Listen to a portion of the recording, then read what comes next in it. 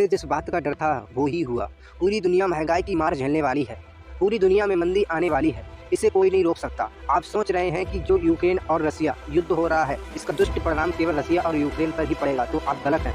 कि यूक्रेन को रसिया का आग उगलने वाले हथियारों का सामना करना पड़ रहा है, कि रूस को विश्व बिजनेस से अलग कर दिया है, तो इसका प्रभाव रसिया एवं यूक्रेन पर पड़ेगा, तो आप बिल्कुल गलत सोच रहे हैं। बल्कि इस मंदी का शिकार पूरा विश्व होगा। चाहे अमेरिका हो, ब्रिटेन हो, चीन हो, भारत हो, पाकिस्तान हो, चाहे जो भी देश हो, उसको झेलना पड़ेगा। इस मंदी और महंगाई का प्रभाव जो अमेरिका और वेस्टर्न कंट्रीज ने आपस में मिलकर मतभेद करके फेक किया है, जिसके चलते पुतिन को यूक्रेन पर हमला करना पड़ा, इसका पूरा प्रभाव पूरी दुनिया पर पड़ेगा। ध्यान से सुनिएगा दोस्तों, क्योंकि अब हम जो बोलेंगे वो सुनकर आपको अपने कानों एवं आंखों पर विश्वास नहीं होगा। इसका प्रभाव पूरी दुनिया की इकोनॉमी को हिला देगा। जब से रसिया यूक्रेन पर हमला हुआ है तब से डीजल, पेट्रोल अर्थात क्रूड ऑयल में गैस, तरल ईंधन, मोटर ऑयल, लुब्रिकेंट ऑयल, इससे कई तरह के प्रोडक्ट शामिल है। 15% महंगाई हुई है। यह महंगाई कहाँ तक जाएगी किसी को नहीं पता।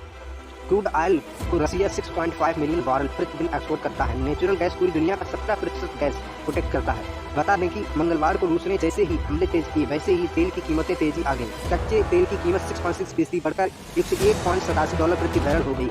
अमेरिका ने अपना प्रभुत्व साबित करने के लिए, अपनी शक्ति दिखाने के लिए यूरोपीय कंट्रीज को अपना हकदार समझकर, अपना हक समझकर अपना नियम पारित किया कि अब रसिया कहीं पर भी बुकिंग ट्रांसफर नहीं कर सकता और किसी व्यक्ति को अपना सामान के बदले कुछ इंटरसेप्शन नहीं मिलेगा। तो भाई क्यों व्यापार करेगा? अब रसिया क्यों क्रूड ऑयल एक्सपोर्ट करेगा जिसमें 70% गैस है, जो विश्व की जरूरतमंद है। चाहे अमेरिका हो, फ्रांस हो, जापान हो, यूक्रेन हो या फिर भारत या चीन हो, सबकी गैस ज़रूरत है। अब यह कहाँ से लाएंगे?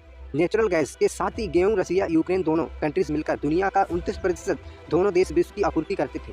अब कौन करेगा 29% गेहूँ की पूर्ति, जिसका पूरा प्रभाव पूरी दुनिया झेलना पड़ेगा, जिसके कारण गेहूँ की कीमत पूरी दुनिया में बढ़ जाएगी। महामारी के दौरान विश्व को इकोनॉमी को सुधारने में कितना लॉस हुआ। अब कार्य सुचारू रूप से चल रहा था कि महंगाई लोगों को तमाचा मारेगी। यदि महंगाई बढ़ जाएगी तो लेबर कॉस्ट भी बढ़ जाएगा।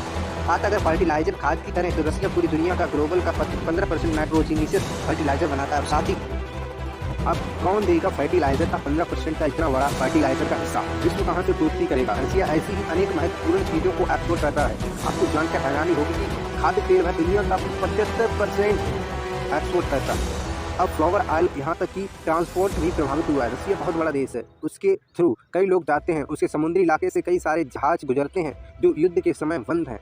इसके साथ महंगाई बढ़ेगी। चुनाव खत्म होने दीजिए, आप देख लेना कि महंगाई, देश, पेट्रोल डीजल की कीमतें किस प्रकार आसमान छुएंगी।